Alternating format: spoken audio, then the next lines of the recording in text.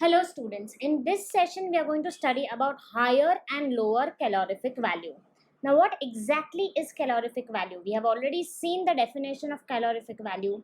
It is the capability or the potential of a fuel to produce energy, that is to produce heat and light. Over here we will see the high calorific value rates as well as the low calorific value rates.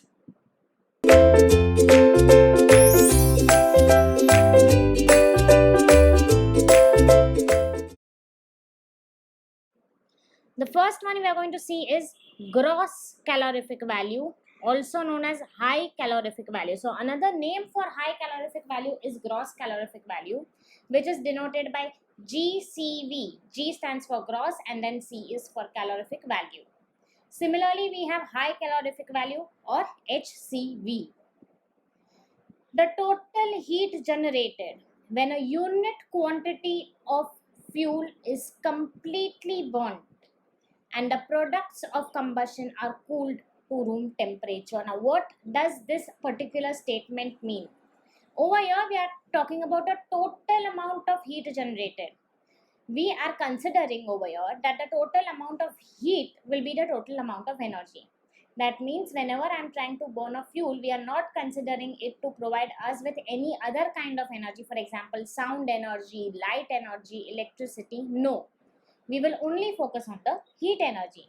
We are assuming that the entire energy that fuel will give will be in the form of heat energy. So the total heat is generated when a unit quantity. Now what do we mean by unit quantity? It can be 1 gram, 1 kilogram. It has to be a proper unit quantity of fuel. Now which fuel is it? It can be any kind of fuel. It can be solid fuels like wood, coal, charcoal. It can be liquid fuels like petrol, diesel, or it can be gaseous fuels like CNG. So when a unit quantity of fuel is completely burnt, what do we mean by completely burnt? When there is the ignition process and the entire combustion process starting off, the entire fuel is burnt and the process ends. And the products of the combustion are cooled to the room temperature. That means the entire process is done as well as the products are cooled to the room temperature is known as high calorific value or gross calorific value. Over here there is an example. For example, when a fuel containing hydrogen is burnt, it undergoes combustion and it will get converted into steam. The easiest example to learn this is water, H2O. So whenever we have water, we take that particular water, we increase the temperature of it, burn it to 100 degrees Celsius, which is nothing but the boiling point of water. And at this point of time, that particular water gets converted into steam.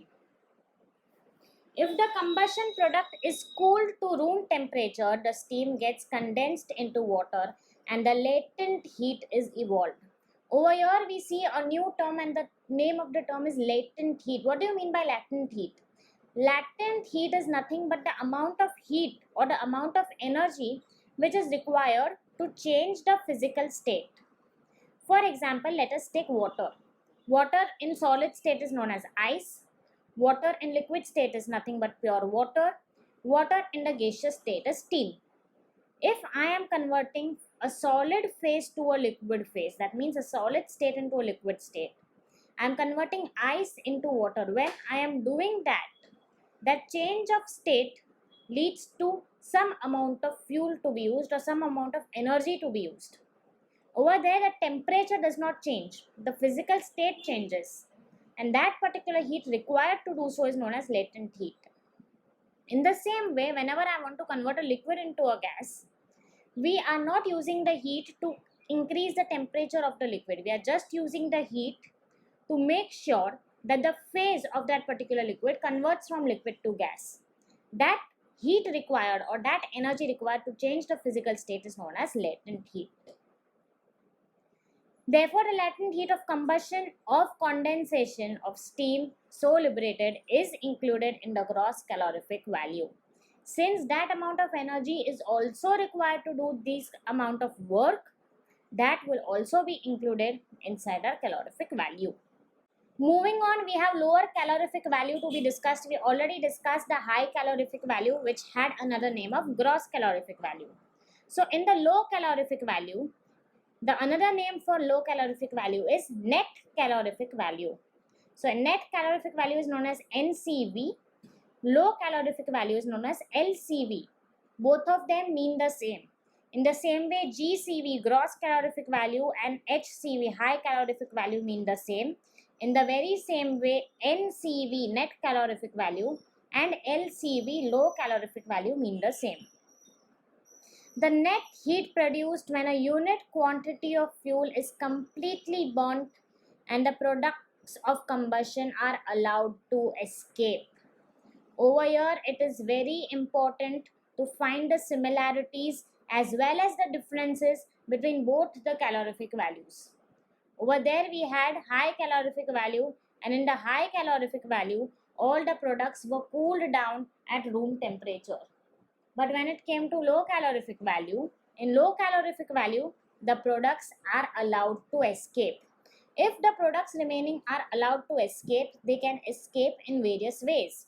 For example, the products themselves might be of volatile nature.